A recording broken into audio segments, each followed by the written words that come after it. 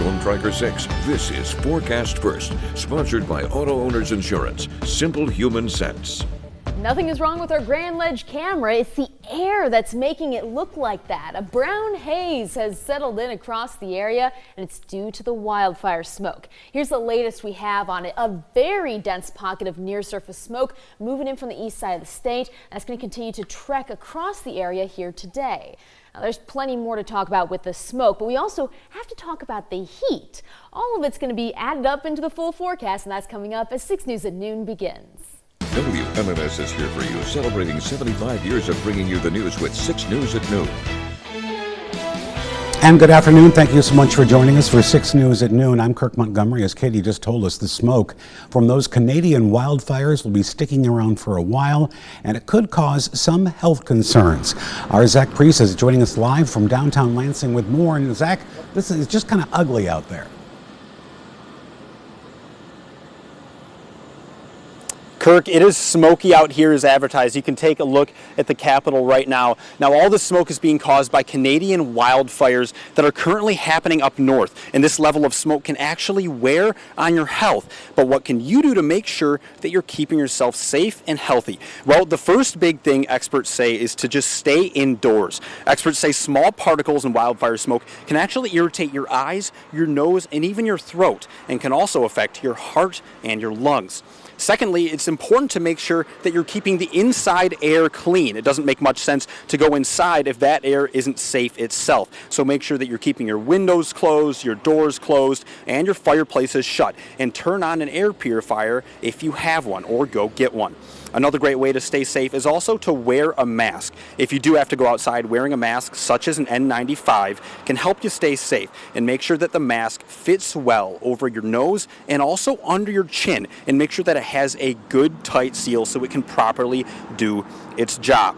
It's also important to know your own health situation. Young children and older adults are especially at risk, as are those with pre-existing health conditions like asthma and also face a higher risk. Now, we're going to have more coming up later tonight on 6 News. We're going to talk to local health experts and also just the general public about what their reaction is to all the smoke and how people are staying safe. We'll have that coming up for you on 6 News tonight. Reporting live in Lansing, I'm Zach Priest. Back to you. All right, Zach, thank you. We are learning more today about a stabbing late last night in Lansing that sent a 19-year-old man to the hospital. It happened around 11 o'clock in the 2100 block of West Hillsdale Street. It was at Joseph Park for reports of a possible stabbing. Now, when officers arrived, they found a crime scene but no people. Now, a short time later, officers responded to a local hospital for reports of a walk-in stabbing victim. He remains hospitalized in stable condition. Officials do not believe this was a random act. This incident is still under investigation. Anyone with any information is being asked to contact the Lansing Police Department. You see the phone number right there on your screen. And we have continuing coverage this noon on the stabbing that happened at that Walmart in Traverse City. Now investigators are encouraging witnesses to come forward as they work to learn more. The Grand Traverse County Sheriff's Office says it's working with Michigan State Police and the FBI. They say the suspect, Bradford Gilly, went inside that store on Saturday, July 26th and stabbed 11 people, seemingly at random. Now, as they try to piece together the timeline, they want to hear from anyone who may have seen this happen, have video or pictures of what happened, and anyone who may have assisted the victims. If you fall under any of those categories, call the Sheriff's Office. You see that phone number right there at the bottom of your screen. 6 News is your local election headquarters. Early voting is wrapped up and preparations are now underway for tomorrow's primary election. Mid-Michigan voters can start casting their ballots when the polls open at 7 o'clock tomorrow morning. You can still vote early with an absentee ballot, but must return it by 8 p.m. tomorrow when the polls close. Voters in Lansing can choose any of the 13 ballot drop boxes across the city. This year's primary will narrow down the list of candidates for mayor, city council at large, and the 4th Ward City Council. Voters will also have to decide whether to renew the City Park millage. You can find more information about the candidates and the August primary by heading to our website, WLNS.com/vote. President Trump is standing by a high-profile firing, removing the head of the federal agency that reports monthly job numbers. This all comes after new data showed hiring in July slowed significantly. Washington Bureau correspondent Rashad Hudson has more. President Trump says the firing was about accountability and leadership, but Democrats over on Capitol Hill are slamming the move, saying this could open the door for a dangerous precedent, especially when it comes to the independence of this agency. It's a scam, in my opinion. President Trump is defending his decision to oust the head of the Bureau of Labor Statistics, the agency behind the monthly jobs reports. We'll be announcing a new statistician sometime over the next 3-4 days. We had no confidence. I mean, the numbers were ridiculous, what she announced. The firing comes just after the latest report showed hiring slowed dramatically in July, and job gains from earlier this summer were revised by tens of thousands. The president's allies on Capitol Hill support the move. I think the president has been very vigorous about removing people from the Biden administration who had challenges with their numbers, of course, last year. But Democrats see it differently, raising concerns about political influence over a government agency. Yeah, I think an investigation is certainly in order. California Senator Alex Padilla calls it a dangerous overreach by the president. He's trying to weaponize the Bureau of Labor Statistics. That tells you a lot about their insecurity about the economy. And with the next jobs report just weeks away, questions remain whether this will boost confidence or hurt it. Reporting in Washington, Rashad Hudson, back to you.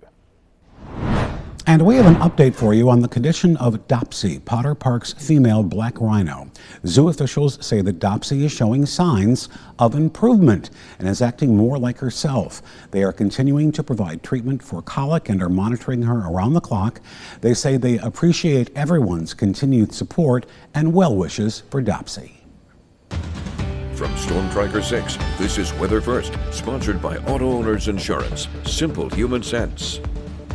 We're starting off the afternoon with temperatures in the mid to upper 70s, and there's still a ways to warm up, but it's smoky. Looking off on any of our quad cams, you can notice it, but it's really the Grand Ledge camera that really makes an impact. It is brown at this point. We have a dense plume of smoke that's moving in, and with it, we're going to see that haze lingering across the area.